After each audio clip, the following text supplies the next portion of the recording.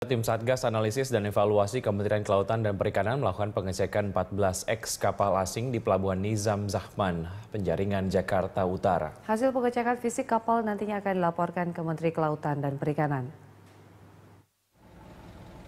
Tim Satgas Analisis dan Evaluasi Kementerian Kelautan dan Perikanan melakukan pengecekan 14 eks kapal asing di Pelabuhan Nizam Zahman, Penjaringan, Jakarta Utara. Hasil pengecekan fisik kapal nantinya akan dilaporkan ke Menteri Kelautan dan Perikanan. Menindaklanjuti moratorium soal perizinan kapal asing yang dikeluarkan Kementerian Kelautan dan Perikanan sejak November lalu, tim Satgas dan Evaluasi Kementerian Kelautan dan Perikanan melakukan cek fisik 14 kapal asing di Pelabuhan Nizam Zahman, Penjaringan, Jakarta Utara, Jumat siang.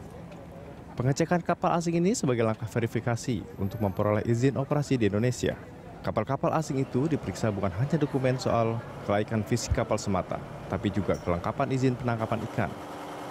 Tim Satgas menemukan ada kapal asing yang surat izinnya sudah dialihkan ke kapal lain dan beberapa di antaranya sudah tidak sesuai dengan spesifikasi kapal.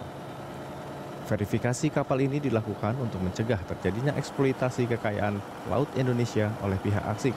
Dan hasil keseluruhannya akan dilaporkan ke Menteri Kelautan dan Perikanan, Susi Pujiastuti, dan juga instansi terkait lainnya.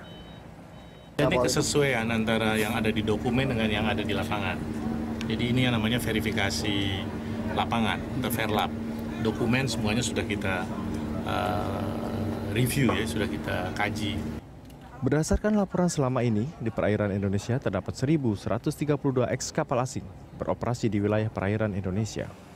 Umumnya eks kapal asing itu rata-rata berkapasitas lebih dari 200 gross ton, sehingga mampu mengeksploitasi kekayaan laut Indonesia.